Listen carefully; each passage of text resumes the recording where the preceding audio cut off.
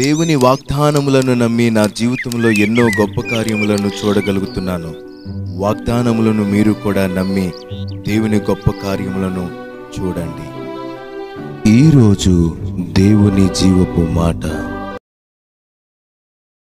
ప్రభువైన యేసుక్రీస్తు నామమున పేరిట మీ అందరికీ వందనాలు తెలియజేస్తూ ఉన్నాను. ఈరోజు వాగ్దానాన్ని మనం చదువుదాం.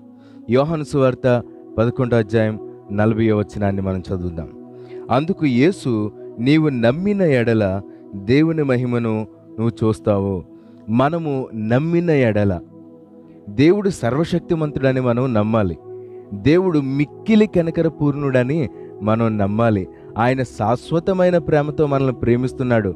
ఆయన ప్రేమిస్తున్నాడు కాబట్టి మన ప్రతి అక్కరను తీరుస్తున్నాడు. మన ప్రతి ఆపద నుంచి మనల్ని రక్షిస్తున్నాడు. మీరు ఏది అడిగితే ఆయన దాన్ని దయచేయటానికి ఇష్టపడుతూ ఉన్నాడు. కనుక మనము దేవుని ప్రేమ నుండి మనం దూరం అయిపోకూడదు. తల్లి ప్రేమ ఎటువంటిది? తల్లి ప్రేమ మనం ఏడవాలని కోరుకుంటుందా? మనం క్షీణించిపోవాలని కోరుకుంటుందా? మనం ఎక్కడున్నా సరే క్షేమంగా ఉండాలని తల్లి కోరుకుంటుంది. అవును కదా?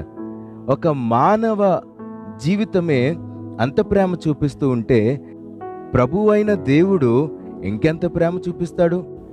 దేవుని పేరే ప్రేమామయుడు. ఆయన మనల్ని ఎందుకు ప్రేమించడు? ఆయన మన ప్రతి అవసరతని ఎందుకు తీరుస్తాడు. ఆయన మనల్ని ఇంకా ప్రేమిస్తూ ఉన్నాడు. ఆయన మనల్ని ఇంకా నడిపించుకుంటూ ఉన్నాడు. కనుక మనం నమ్ముదాం. దేవుడు మన సమస్తమును చేయగలడని మనం నమ్ముదాం. ప్రియ దేవుని బిడ్డ, అవసరతలో ఉన్నావా? ఇబ్బందిలో ఉన్నావా? అప్పుల బాధల్లో ఉన్నావా?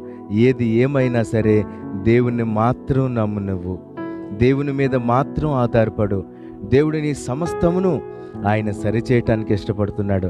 దేవుడు నీ సమస్తమును ఆయన నీ నమ్మిక ద్వారా ఆయన నిన్ను బయటికి లాగాలనుకుంటున్నాడు, ప్రతి ఇరుకులో నుంచి. దేవుని బిడ్డ, నమ్మిక మాత్రం ఉంచు, ప్రార్థన చేయి. దేవుడు నీ జీవితాన్ని ఒక గొప్ప మలుపును తిప్పబోతున్నాడు. కాబట్టి దేవుని బిడ్డ, నమ్మిక మాత్రం ఉంచు దేవుని మీద.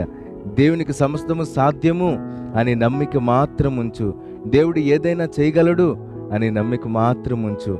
దేవుడు నీ ప్రార్థన విని నీకు సమస్తమును ఆయన దయచేయబోతున్నాడు. ప్రతి ఇరుకు ఇబ్బంది నుంచి ఆయన నిన్ను విడిపించబోతున్నాడు.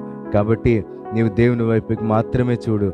దేవుడు నిన్ను దీవించి ఆశీర్వదించాలని కోరుతూ ప్రార్థిస్తూ ఉన్నాను. ప్రార్థన చేసుకుందాం. ప్రేమించిన మా ప్రియ పరలోకపు తండ్రి, నాయన, ఎవరు ఏ అవసరతలో ఉన్నారో ఈ వాగ్దానం నువ్వు ఎవరితో అయితే మాట్లాడావో వారితో స్పష్టంగా నాయన ఈరోజు నీవు ఇరుకుల్లో, ఇబ్బందుల్లో, కష్టాల్లో, వ్యాధుల్లో, బాధల్లో ఉన్నావు. నీవు నమ్మిక మాత్రం ఉంచు. సమస్తమును నేను నిన్ను చూసుకుంటాను అంటున్నావు. సమస్తమును నీ ఎడల దయచూపి నిన్ను ప్రతి విషయంలో నుంచి నేను బయటకు లాగుతాను అని నువ్వు సెలవిస్తున్నావు. ప్రతి బిడ్డను నిన్ను మీరు ముట్టండి, ప్రతి బిడ్డను మీరు నడిపించండి. యేసుక్రీస్తు నామములో అడిగి వేడుకొంచున్నాను పరమ తండ్రి. ఆమేన్.